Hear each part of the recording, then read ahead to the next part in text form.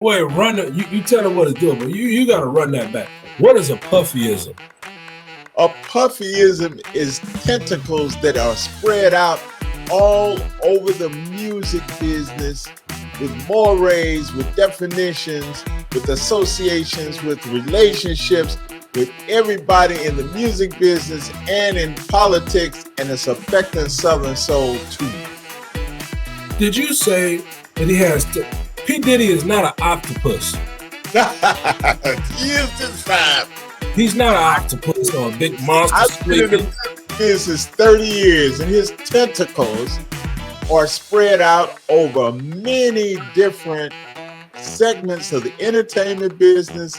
In politics, there's consequently going to be a big turnaround of people, and the industry might be compromised in totality. By P. Diddy the octopus.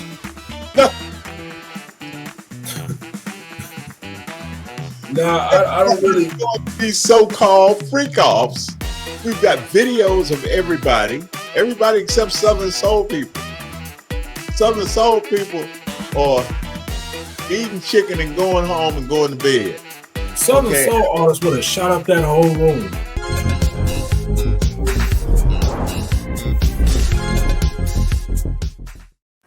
Southern Soul, EZP. I'm your host, EZP, and I'm joined by my co-host, Mac Beats from the hotboxfm.com. And we had such a huge video last week that we had to get back on and kind of continue what we started last week. We did the video on Atlantic, the company Atlantic, the label that's a legend, Atlantic, and their movement. And of course, now we've got to talk about the industry because we've had some new revelations. Mac Beats has produced a substantial amount of new revelations. And so we are here to chop up that game. Welcome, Mac Beats. Thank you. And the reason this is coming to light is because the universal property behind this, the universal laws, and everything goes back to its original form. And blues, the music that all this sprang from, is for real going back to how it started. Because everybody thinks that record labels are the old way. That's not really the truth. Record labels are the new way. Like blues was here long before record labels, long before people started selling things. People had to come to the blues man or where the blues man was to even hear the music. It was a juke joint, if you will. You know, you got some of the bars, some of the door, whatever, what have you, and that's just how things work. And then you sold other stuff. And then when phonographs came in, the vinyl came in, you sold that. But then once record companies came in, it started becoming easy for everybody. See, in order to really be profitable in music, you had to have the people choose you from the very beginning. People had to choose an artist for their art and listen to it. You know, people had to choose that art. See, the record labels exist to get people to choose an artist.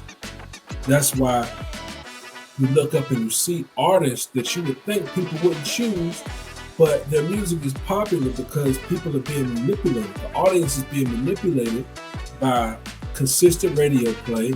Every hour on the hour, it's always playing. So it's been manipulated for people to have to hear the same thing over and over again as a way of being convinced to get behind the artist and to choose an artist. Now we're getting back to a point, especially with real music, where the audience is going to be able to just choose their artist right out. Man, that is quite a awesome revelation. And I think I can help substantiate that history lesson that you just gave. And I think when you're talking about the decades, you're talking about the 20s, the 30s, the 40s, because that was the time before the LP and the 45, and 78 was the medium of record. that was used at that point in the 40s and 50s, the 78 size recording disc. And so it almost seems like ancient now because we haven't used a needle on a record in 35 years or so. And so that being said, Mac Beats, those are great points there in how the artists were chosen by the people. And then the record companies kind of took over that situation and started controlling everything with copyrights, with trademarks, and we're in the time of that right now today. Now let's fast forward up till today and talk about how the record companies took control of the artists. And the reason why they took control of the artists, several factors were involved. Many of the great songs that were done by people in the melanated community. And so as a result of that, we were going through Jim Crow, we were going through segregation, we were going through racism in the 40s and the 30s and the 50s. So we consequently got disenfranchised in the recording industry because of the institutionalized racism at that time and disenfranchisement. But we have to say that we have to bring it up to speed today for our Southern Soul artists today, so that they understand what's in front of them. What's in front of them is what they're doing right now, and that's what they need to continue to do, in my opinion, because we talked about getting signed to that big deal. Every record producer, every record performer, every entertainer dreams about this deal forthcoming from the record company, whereas are getting a big advance for the music that you produced, $500,000 signing bonus or $1 million signing bonus. In turn, you give the record company 10 years of your life. That's what Atlantic Records was proposing, is going to propose for you. Any big major record company is wanting to have 7 to 10 years to break it off, or else they're not going to even consider it. There's no such thing as 1 and 2 year deals, my understanding, in those big major record companies, because they put out a lot of money up front, and then they want to get that money back. They have to get that money back in record sales and streams. You want to jump in on that, Mac Beats? I mean, when we think about it, what business wouldn't want to get their money back and make a profit? Why would they take on an artist if they weren't going to make no money? I wouldn't. Right, I wouldn't take on an artist I wasn't making money from. Mm-hmm. And really, we think about those deals as something big, and it blinds us because we've never seen that much money coming from that disenfranchisement of how we came up in music and where the music came from. But a lot of music is starting to go, quiet as it's kept, a lot of music is going back into the form where it could be physical things, tangible things that can be sold. When you go down to Houston they still have great tapes, and they sell great tapes. They still sell those great tapes that they make on their own, and they make hundreds of dollars that way. And if you go up to New York has it where they're selling vinyl now. Oh yeah, vinyl's coming back to New York, heavy. Oh, and also in Atlanta, what we doing down here is we got USBs that we sell. So what happens is that you get this USB, right? And it's a flat, skinny thing. And you slide it into your car, and your car can pull it up in the latest cars. Also, if you don't have that, there's a QRS code on the back of it. And you hook your phone up and you pull the camera out and scan it, and then you have a song, and you can download it or you can stream it.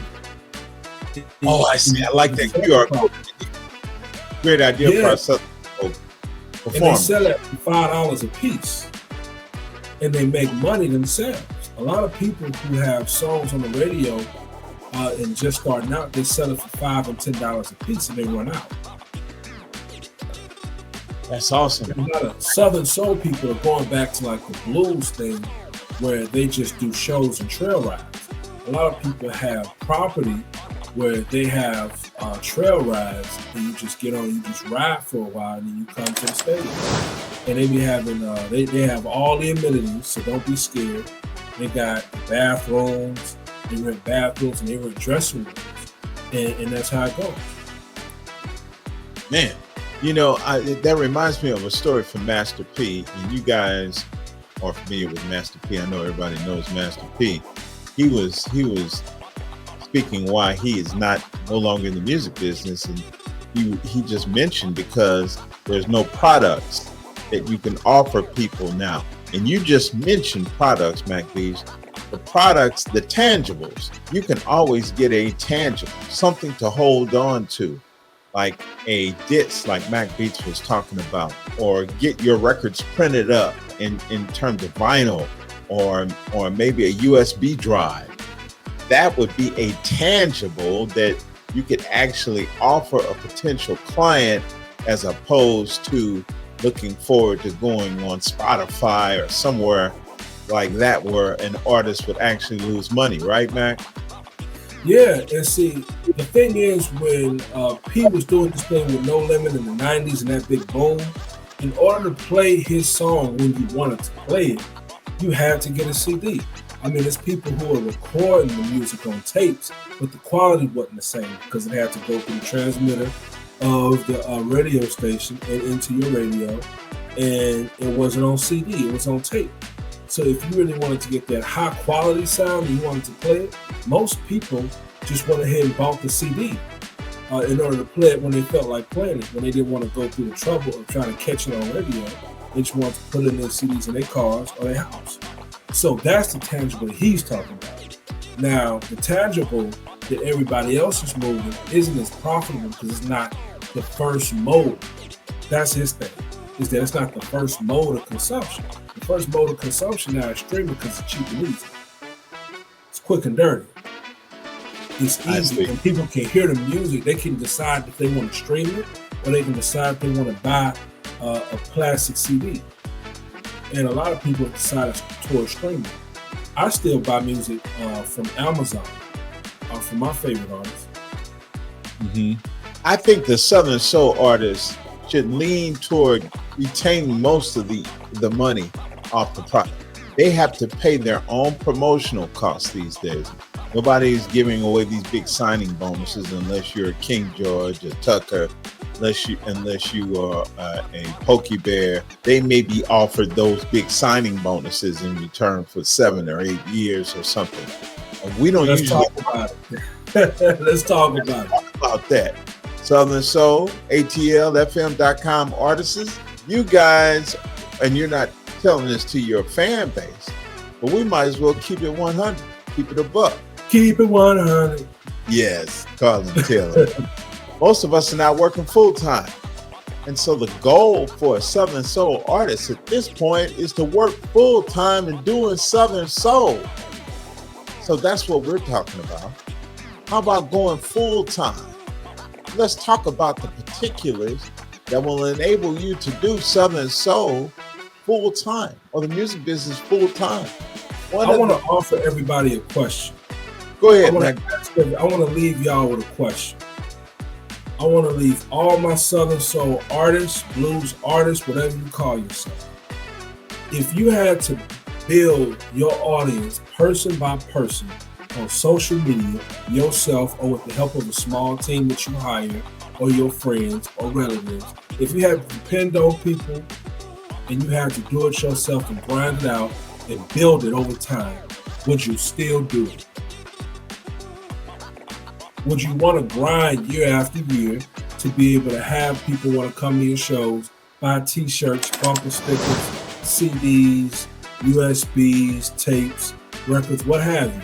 If you had to do all that stuff and do all the planning, do all of the promotion, all the A&R, developing yourself, paying the producers, paying the studio and engineers, if you had to do that all yourself with your own budget and maybe getting loans from banks, credit, whatever, if you had to do that and be the main soldier, be the main executive, be the main closer, which you still do? Let me know in the comments. That's a great question, because many of our Southern Soul artists actually don't realize how much is involved in promoting an artist.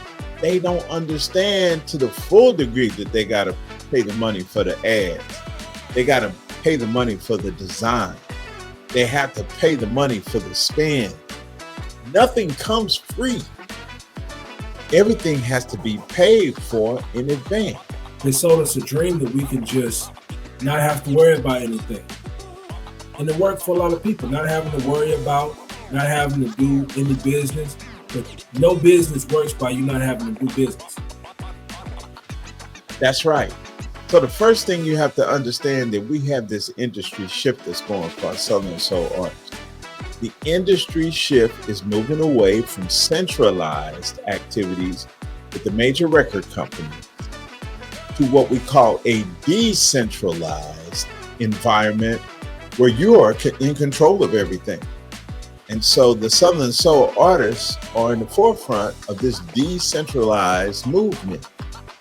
You are in control of your ads, you're in control of your spins, you're in control of your designs, your radios, your videos. And so you should hire a person or people, a staff, small staff, family and friends to help build your company and build your brand and build your name. Yes, you should do that. And you have to do that. That is the place of the record company that did the centralized activity on your behalf forever. And now it's on you to create that opportunity.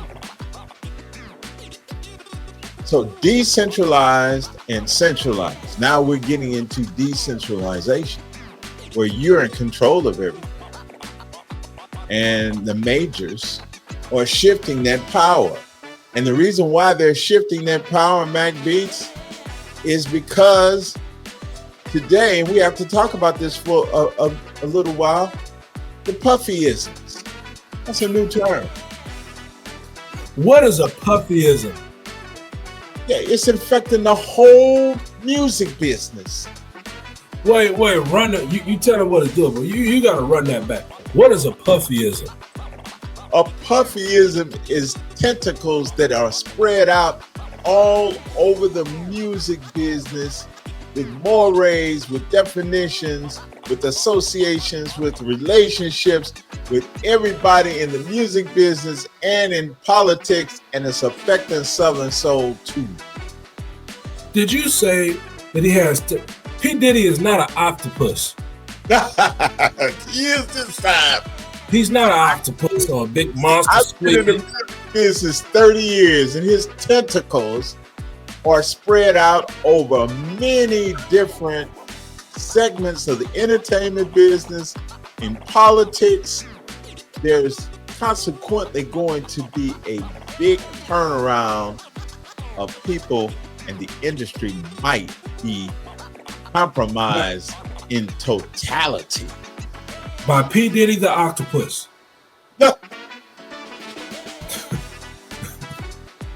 Now, I don't really... These so-called freak-offs, we've got videos of everybody except Southern Soul people. Southern Soul people are eating chicken and going home and going to bed. Southern Soul artists would have shot up that whole room. Picture Black Coffee in there. Picture Black Coffee in there, and they tell, okay, in order to get this, you gotta do this, and this. You gotta do all three of them. She would have pulled out a 4-5 and shut up that whole room. Sky Whatley. Yeah, my friend. King George would have beat everybody's ass. Man. King George would have been in there fighting. That's why. Right. Ain't no Southern Soul on no major record labels right now. If that's what they do, if they for real doing freak offs and all that, allegedly, if they was doing all that, that's why. That's why you never heard of Sir Charles. Sir Charles would have smacked the hell out of them people. That's right. Yeah, Sir Charles, man. He's a real man. He's a real guy. Don't get me wrong. It's nothing wrong with being the way you want to be if that's what you want to do. It's all on you. However, to coerce and to demand people compromise their body and themselves just for a record deal, it's not worth it. You know? It really isn't. Carlin Taylor would have hit somebody upside the head with a beer bottle.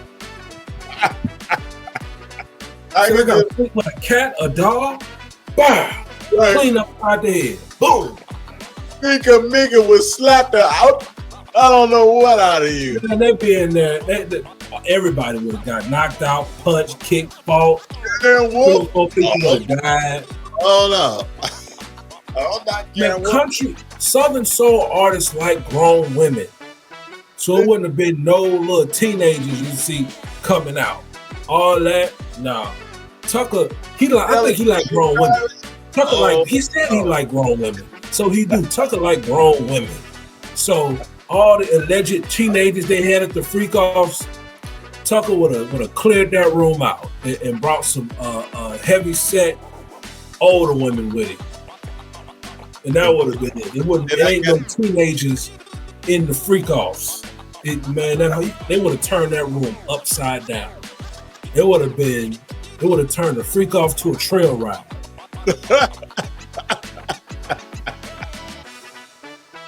And see, Pokey Bear wouldn't go for it either, man. Tucker would not go for that kind of behavior either. I've had the opportunity to meet these people backstage and talk to these people, man. They're some of the most down-home, great people that you ever want to find in a little funny, freaky business. Right. I mean, they like to have their relationships with whomever loves them, but it's not debauchery. It's not something that you can put on the news and then get all these great people in trouble. No. I want to tell y'all about one of my favorite artists in Atlanta. And I'm going to tell you about why he wasn't as big as he should have been. His name is Big Gipp. And most people are like, who is that? He's one of the hottest rappers, floors, down home. And he just in the same vein as Southern Soul in a way, because he is so Southern and real, man, when you listen to him, when you talk to him, all that. So Big Gipp saw an artist, I'm not going to say who it is, and he saw the girls that he had in there, right, in the club with him. And he saw that they were underage. He saw that they were teenagers. He said he went and he wrote a song, he wrote a verse, and he put it on Lil Jon's song. He said these R&B stars having sex with the kids, they be castrated, shot up, and served to the pigs. He said, oh yeah, homeboy, you get time in your state. But around here, sucker, you get squeezed by like grapes. I fucked over the word, that's what he said. He gets squeezed like grapes. Awesome. And he really stood up for the teenagers, and he stood up against predators having sex with the kids. And They know who to mess with. That's what I'm trying to tell y'all. They know who to mess with. So when you stand up on them, they know not to mess with you. Consequently, I went to a Southern Soul get-together in the Spring Fling in Mobile, Alabama, and saw younger people with older people. It is a family atmosphere. It is not that type of party in Southern Soul, and I'm happy to be a part of it. I'm happy to be around the Southern Soul artists and the most wholesomest, nicest people you ever want to find, from Jeter Jones to Breeze to Sky Whatley, the OC Soul and the Soul Patrol, to Black Koffee, to all those good people. They're great people that I have met, and they're upstanding and they do great work. So you guys, the moral to the story, the Southern Soul artist, Southern Soul fan, remember to support the artists and however they offer you the product, whether it so that they get most of the money and that they can do what they enjoy full time, because many of them are not full time. That's the moral to this story. You have to get out and you have to support the artists and make sure that they or keeping up with the good stuff that they're doing. There's nobody that has control over the artists like they do with the major record companies. So most of the artists are really working on their own. So support them with their ads, support them with their spins if you can, support them with their flyers, spread the word, support this radio station. This radio station here supports all Southern Soul artists and plays Southern Soul hits. Support us, support your own, and you will enjoy the ramifications of that, whether it be money, whether it be resources, or just enjoying the music. If you enjoy the music, then you are really favored to be able to be involved in what you love. So Mac, take us home. Before I take you home, I got to tell you something very important. Support doesn't always cost money. Support can cost a quick second.